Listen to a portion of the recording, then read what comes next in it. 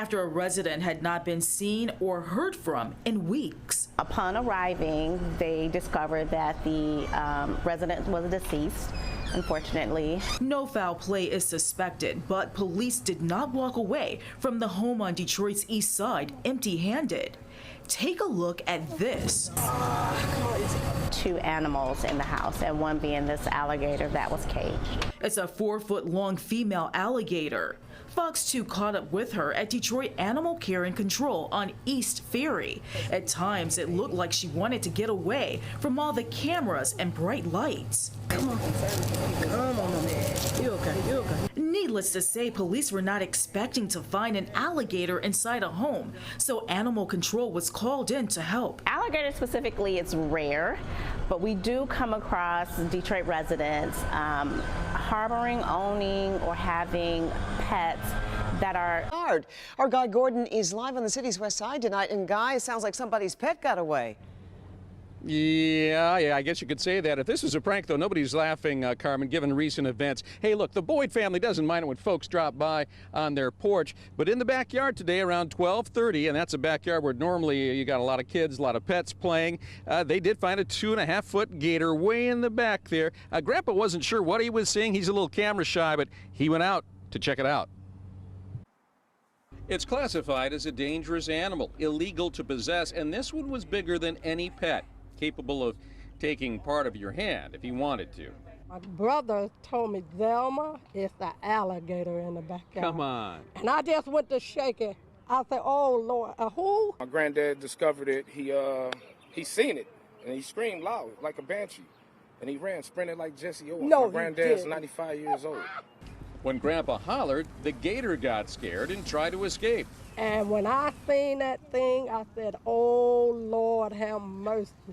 Thank you, Jesus. Because my grandkids, they all play back here. Rocky sniffed the gator out and let them know where he was hiding, but the dog and TJ kept a safe distance. I don't deal with alligators. I've never seen an alligator before. Everybody got a little braver with Animal Control's arrival.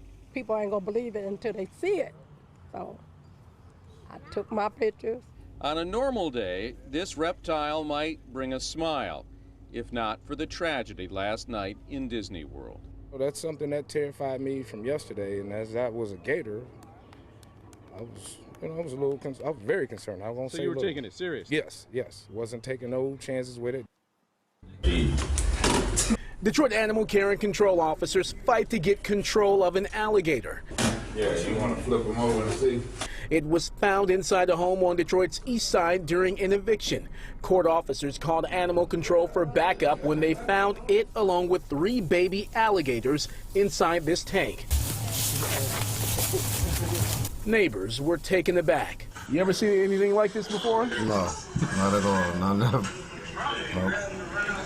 Keeping alligators as pets is apparently illegal in Detroit. It's unclear if the tenant was aware of that. Pulled out of a Detroit backyard. Another caught wandering Milford. A man shot a gator on his property near Saginaw. Then 2 baby alligators found in a building in East Point. So you get these guys in from Florida? Tonight, we go undercover, exposing a thriving market for reptiles and discover where they're winding up. It happens often, but we're not surprised. Karen Drew, Channel 4 News. Not after what we learned. Alligators being found more than 1,000 miles from where they belong, their natural habitat, turning up in Michigan waterways and even Metro Detroit backyards. And we're talking about reptiles that can grow up to 15 feet long. They can weigh more than 1,000 pounds. Bought on a whim, many times, no questions asked. As our investigation discovered, these gators are then dumped, putting their lives and yours at risk. When you show up with cameras rolling. Did you want me to follow you? And you literally are a Karen, asking for the manager. Was there a manager that's willing to talk? You got to ask yourself, how did we get here? And I had a crazy idea. I'm like, why don't get a guard gator instead of a guard dog? Well, our story starts with this guy, Josh Applebaum. He purchased a gator from this Roseville store who sold it illegally. He named the gator Karen, made her a TikTok sensation. Karen, come here. And captured the attention of the local 4 investigators as well, as Karen the gator wound up on the loose. And that's how she got out into the street. She left marks right here, then she came up the street this way, and then just poof, vanished.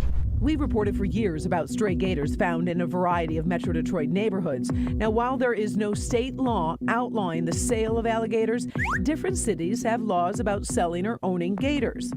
But as we discovered when we recently went undercover to this reptile expo in Kalamazoo, You sold how many gators? no one seems too worried about following the laws. So what happens when they get... You get rid of them. Well, unfortunately, that is happening, and those gators are winding up here at Critchlow Alligator Sanctuary. We traveled to Athens, Michigan to check out the place. We are a rescue facility for unwanted or unhomed reptiles. What are some of the stories of why they wind up here? One particular alligator was locked in a dog crate for 7 years. It was never able to touch water, to swim. Some have come in really horrible situations where their mouths have been taped shut. Employees were selling stuff illegally. The new management says they no longer sell gators. Oh, and as for Karen the gator, she escaped, was found, brought to a rescue facility, and now Josh won't share her exact whereabouts right now. So Critchlow Animal Sanctuary is closed for the season. I talked to the owners, and they really worry about expenses and costs for taking care of all these gators. Now, they do school visits. They open the facility to the public, so they do make some money. But at the rate, the way things are going, and the number of gators that keep getting dropped off there, they really worry about their future. And if they don't get the help they need, well, those gators will then continue to be dumped in neighborhoods and parks, perhaps by you. And get this. Literally 3 days ago, we heard the scanner go off in our newsroom. It was a call Friday night to capture a gator